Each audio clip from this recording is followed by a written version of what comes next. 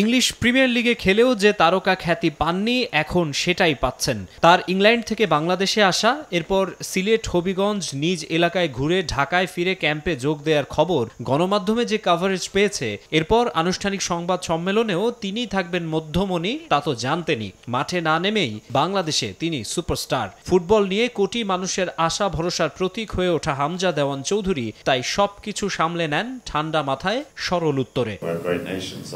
We shouldn't cap ourselves at anything. We can achieve whatever we'd like. We just have to put in the hard work, and we need to respect the process of getting to that level.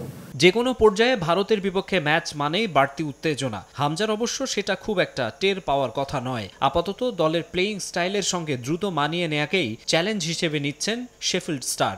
Any expectations? I'm very hopeful and I'm very excited.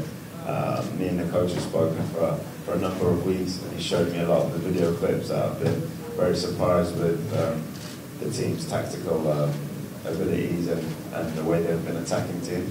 So I'm hopeful that I can add something to the team. I don't have any expectation.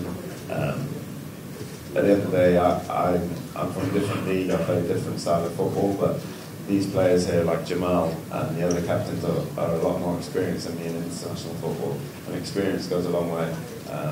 So I'm here to learn from them as well. একনল hand wash 100% paraben free, তাই নিরাপদ হাতের জন্য আস্থা রাখুন একনলে। গতকাল ক্যাম্পে যোগ দিয়েই কোচ হ্যাভের কাব্রেরার সঙ্গে দেখা করেছিলেন। সকালে পুরো টিমের সঙ্গে সেরেছেন পরিচয় পর্ব।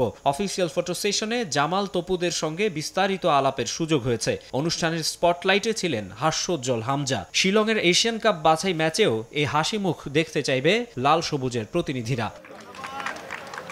মাকসুম আলম খান, সময় সংবাদ, ঢাকা।